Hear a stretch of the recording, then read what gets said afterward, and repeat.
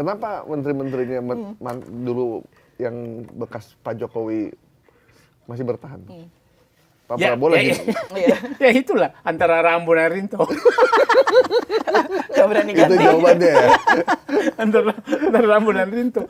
Kan kita lihat lah. Orang menanggap kenapa sih kamu belikan mereka Jokowi? Gimana? Yang ide 3 periode itu adalah Airlangga Hartarto. Kedua Zulkifli Hasan. 3 periode Jokowi loh. Bahlil malah mereka memberikan gelar Raja Jawa ke Jokowi. Terus saya nggak menganggap bahwa dia Jokowi. Tapi mungkin kuat juga ya dengan banyaknya, maksudnya kita lagi ngomongin Bahlil gitu ya Mas Gaya, mungkin banyak juga. Sekarang lagi rame banget kan, ada meme-meme yang bahkan Pak Bahlil mau ngelaporin orang yang itu. Gimana pandangan Pak Said soal itu? Ya kalau memang itu rakyatnya susah sekarang karena rakyat dengan ada medsos sekarang nggak bisa ini susah. Jadi nggak ada jalan lain, walaupun Anda memerintahkan dilapor, semakin dilapor semakin senang. Semakin banyak pula orang membela. Makin baper semakin banyak ini ya. Bang, abang kan pernah di BUMN cukup lama, tahu pergantian direksi dan komisaris. Tiba-tiba Pak Prabowo kemarin bilang ada kemungkinan komisaris direksi isinya orang WNA ada kita rekrut. Menurut abang gimana? Apakah Pak Prabowo udah nggak percaya sama orang yang sekarang menjabat itu gimana sih sebenarnya? Saya bilang itu cara untuk menyelamatkan BUMN yang rusak. Jadi saya dukung. Ingat Pak Harto tahun 85 sampai 95 itu karena rusaknya bea cukai, maka dia meminta SGS kan dari Swiss. Oh iya. Kan? Pak Harto aja pernah yang kuat kayak gitu, nggak kuat menghadapi mafia di Indonesia, maka dia suruh ke SGS. 10 tahun loh. Nah, jadi Pak Prabowo udah sadar. Dan saya orang yang 2008 sudah meminta agar asing menjadi pemimpin BUMN. Kenapa? Capek kita menerima memo-memo. Tekanan. Kalau orang asing, siapa yang menekan? Yang mau menekan itu bahasa Inggris saya nggak ngerti. Masalah jadi masalah komunikasi. Jadi begitu partai mengajukan komisaris, mengajukan direksi, maka direksi itu dituntut oleh partai itu atau oleh para politisi itu? Ya, pastilah, nggak mungkin nggak itu. Ya, saya kan bekas menseleksi hampir 10.000 orang menjadi direksi BUMN.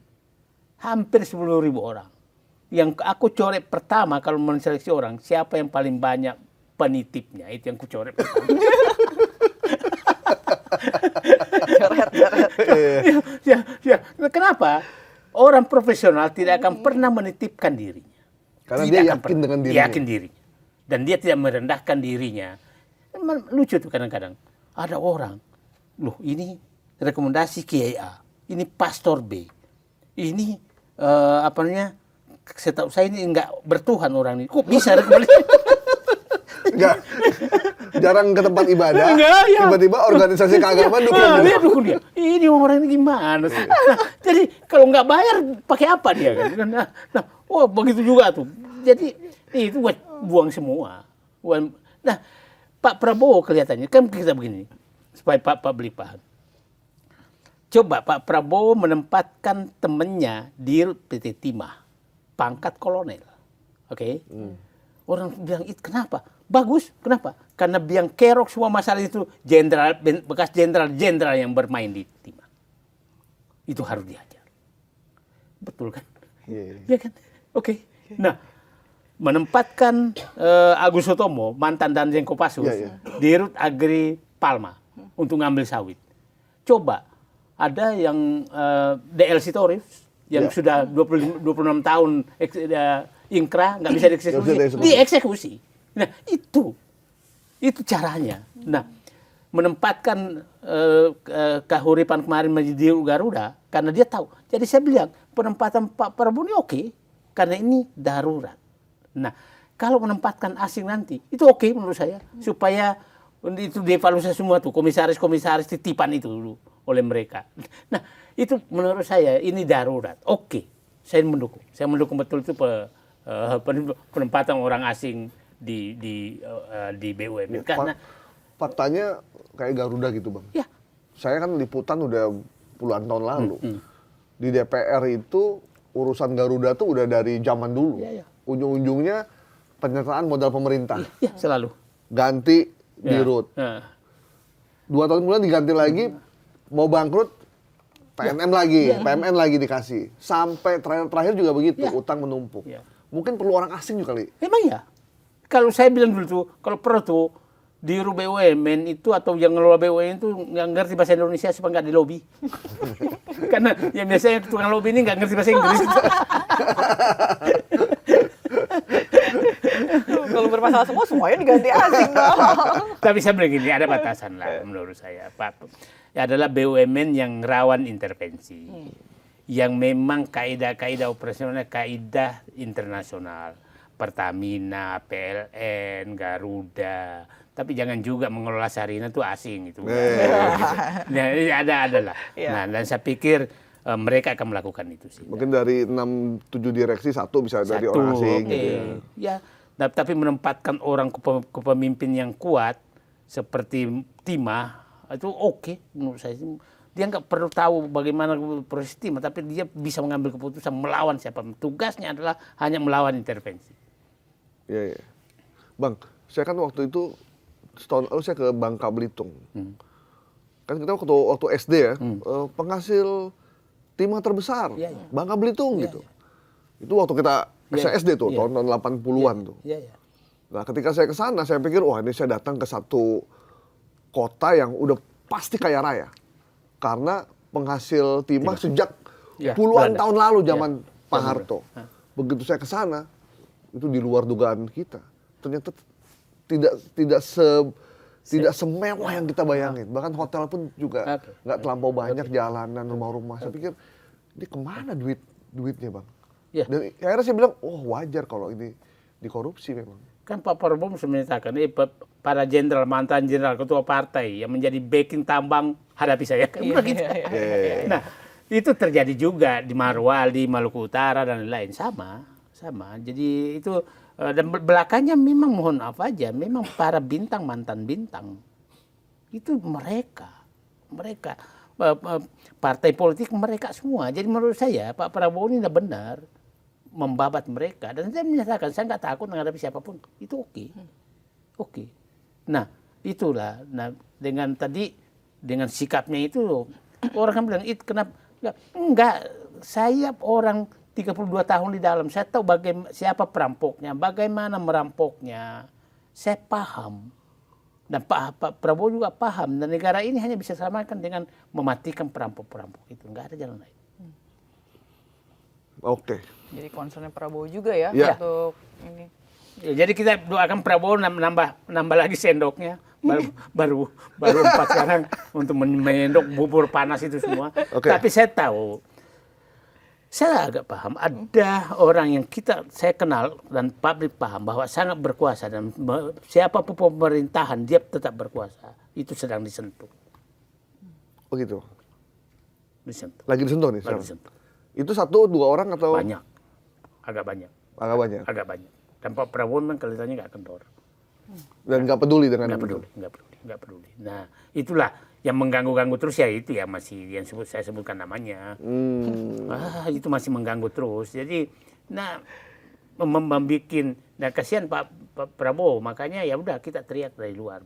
Bang, abang kan dulu, bukan dulu, beberapa bulan lalu kan paling keras menentang PIK 2 ya.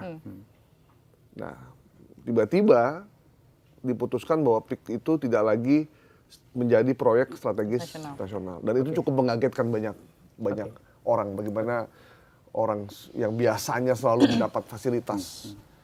Nah, tiba-tiba tidak dapat PSN. Menurut Bang Said, kenapa akhirnya diputuskan untuk dilepas? Karena dengan tidak ada PSN, maka pembangunan itu akan makin sulit.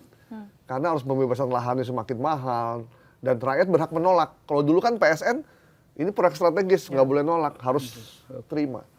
Ada beberapa tanda. Satu, itu tanda menyatakan, Jokowi, orang yang kau pelihara, gua nggak butuh lagi. Itu satu ya. Yang kedua, aku tahu kalian selama ini mendikte semua, aku tidak bisa didikte kalian. Maksudnya Aguan dan kawan-kawan, aku nggak bisa didikte kalian. Itu sinyal. Yang ketiga, menyatakan, suara rakyat aku dengar. Suara rakyat aku dengar. Yang teriak kan Said Didu siapa? Nggak kekuatan apa-apa, bukan partai politik, nggak punya organisasi, tapi dia dengarkan suara rakyat.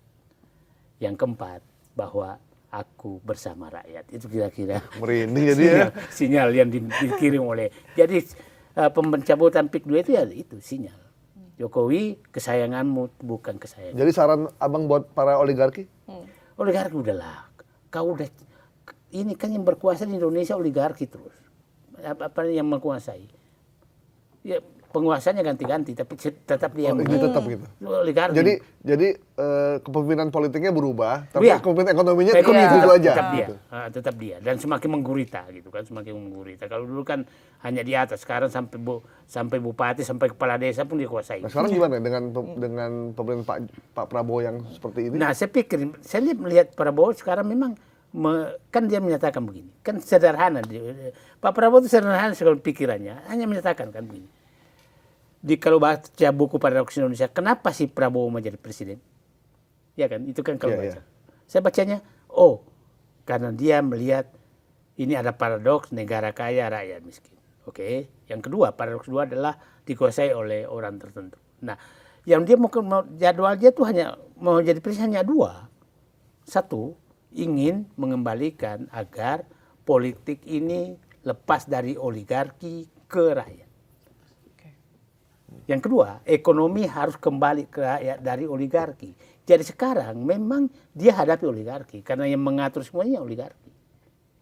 Gitu loh. Jadi para oligarkinya gimana? Taubatan nasuha? Nah, atau kalau saya bulan lah. Kan begini, Pak Harto dulu, semua Bung Karno juga ada oligarki. Yeah. Tapi oligarki ini sampai pavilion aja, bukan masuk rumah utama. Yeah. Nah kalau ini di dapur. Bukan kamar tidur. Bukan lagi. Nah, mungkin berada di kamar tidur gitu kan. Nah, ini ya dia biasa saja. Nah, mungkin Pak Prabowo udahlah, kau keluar dari dapur, kau di luar lagi. Kira-kira. Jadi udah masuk dapur, buka pintu, sudah keluar lagi. Keluar lagi, keluar. Kalau nggak mau keluar, gua usir keluar. Dan saya memahami itu sedang berlaku. Iya, maksudnya apa yang harus dilakukan oleh mereka ini, para pengusaha ini, dengan situasi ini? Nah, udahlah. Yang nggak halal itu kembalikan aja lah. Udah tidak semena-mena lagi, udah nggak boleh jangan semena-mena lagi. XBLBI kembalikan, ini semua kembalikan, ya, itu kembalikan semua tambang-tambang yang nggak. Saya coba begini, hampir 3 juta hektar sawit diambil, mereka diamkan. Iya. Ya kan? Ya. Tambang nanti hampir 3 juta diamkan. Artinya Prabowo sangat kuat untuk mengalirkan. Dan kita bersyukur Prabowo masih melakukan itu. Nggak tahu saya kalau ya mungkin juga. Allah memberikan ini karena saya nggak yakin kalau yang lain menang bisa melakukan itu. Yang saya was-was kemarin adalah bahwa dia Prabowo masih terus takut sama Jokowi. Nah semakin mendekat ini semakin lihat kembali ke aslinya. Dengan caranya dia. Otak Rambo, hati Rinto. Tapi hasilnya nyata. Kita berhenti ya. Iya. Oke, Sil. Oke. Cukup kayaknya ya. Iya nih udah. Makin banyak, makin bahaya kita soalnya. Jadi takut ya Mas Gab ya. Nggak, kasih inisial kayak gitu. Ini tuh langsung disebut loh namanya loh. Oke Bang, terima kasih banyak waktunya. Terima kasih banyak. Akan ada waktu lagi kita ngobrol lagi. Ya, kita harus ungkap semua di meja ini. Oke, makasih Bang. Makasih banyak. udah bikin terang. Makasih Pak Said. Yuk, makasih. Teman-teman, terima kasih banyak untuk menyimak kami di Bikin Terang. Semoga hidup Anda, keluarga Anda juga tetap terang, termasuk juga Indonesia. Oke, Amin. Bye-bye.